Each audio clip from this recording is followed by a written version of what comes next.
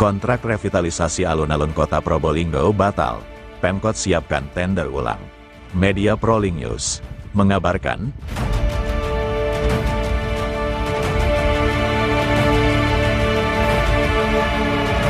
rencana revitalisasi alun-alun kota Probolinggo harus kembali tertunda.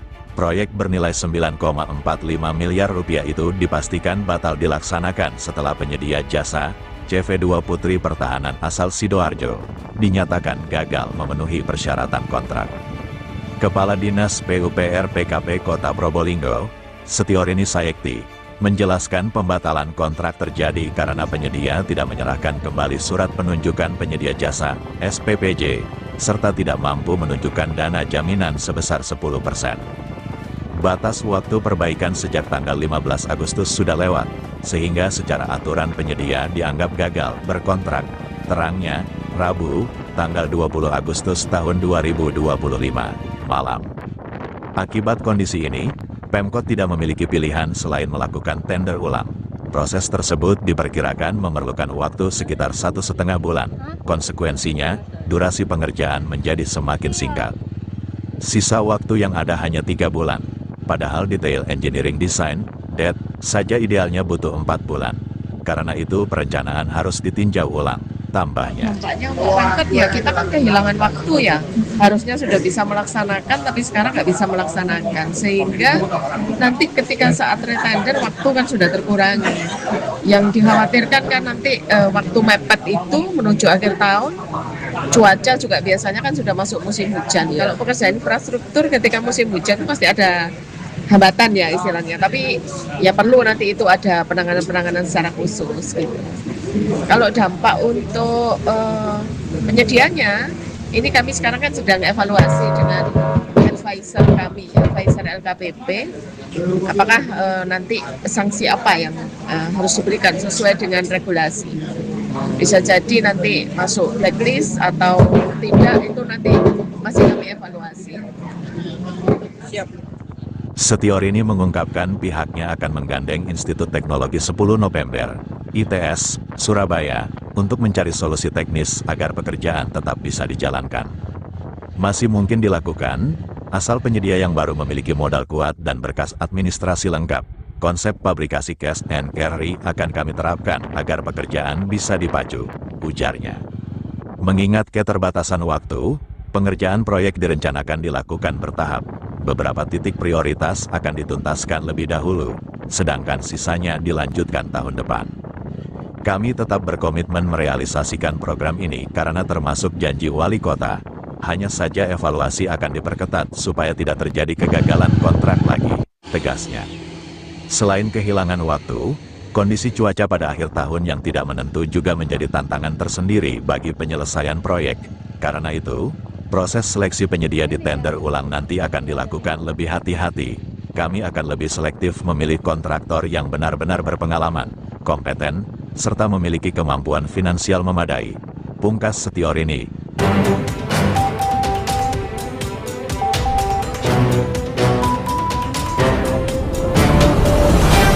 Dari kota Probolinggo, Jawa Timur, koresponden Proling News mengabarkan.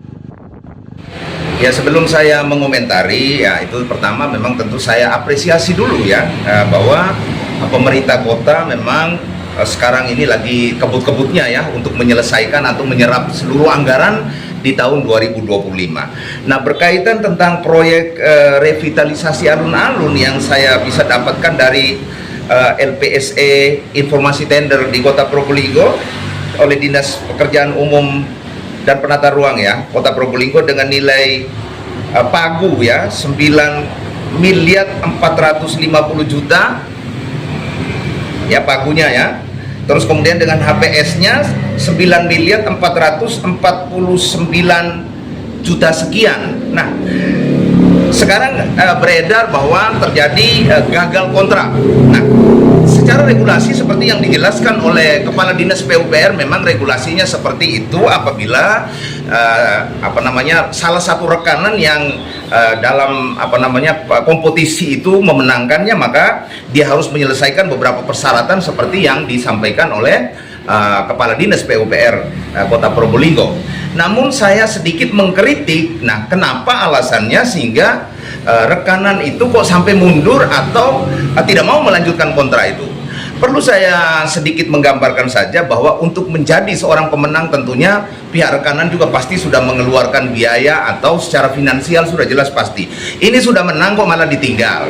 Nah, menurut saya bahwa ini mungkin ada beberapa yang perlu kita menjadi koreksi di sini adalah tentang dokumennya. Kalau kemarin beredar di media kan berbicara banyak tentang kelemahan daripada rekanan yang tidak membayar jaminan dan seterusnya. Nanti saya akan jelaskan juga di situ.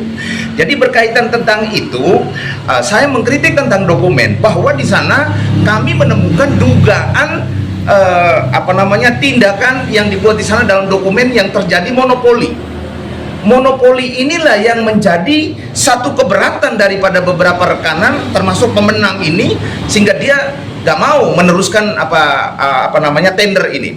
Jadi begini, di dalam beberapa item yang menjadi masuk dalam dokumen lelang itu ada beberapa item produk itu yang dilihat di sana rekomendasinya itu benar-benar monopoli.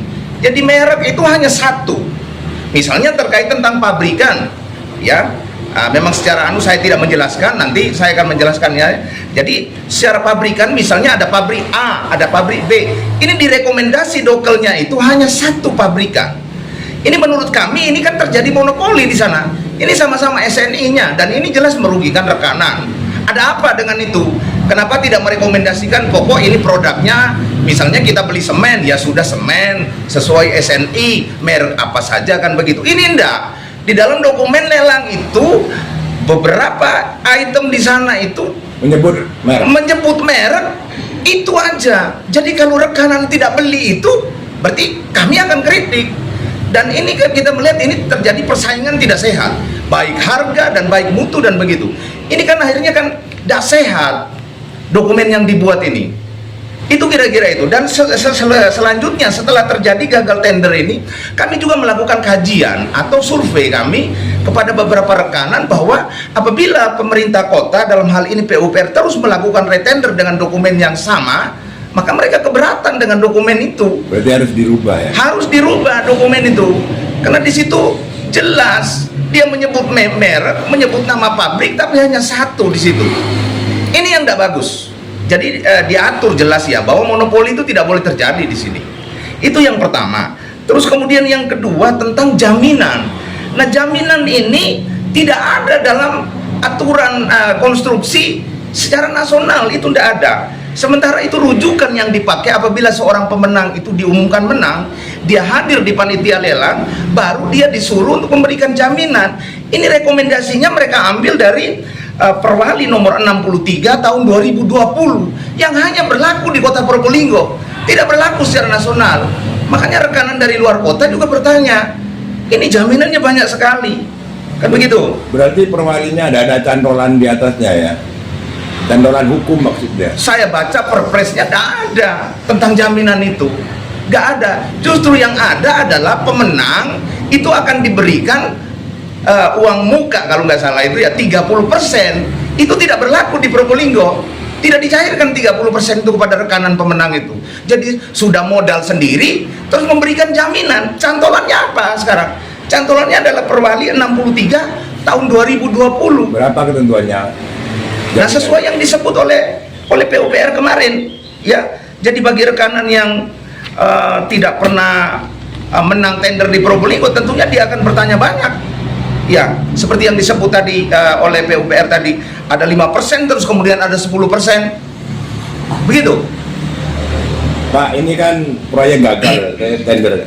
Sedangkan proyek ini harus dilaksanakan tahun 2025. Tadi ada informasi setelah gagal proyek ini, maka proyek itu akan diganti jadi proyek multi yes. Gimana ini, Pak? Ya. Jadi multi yes itu tidak selesai tahun ini, akan dilanjutkan tahun depan.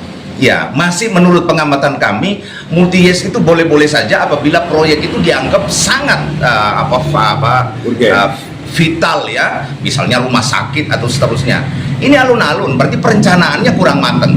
Dalam dicairkan anggaran sekarang revitalisasi alun-alun itu disebut satu paket 9,45 miliar.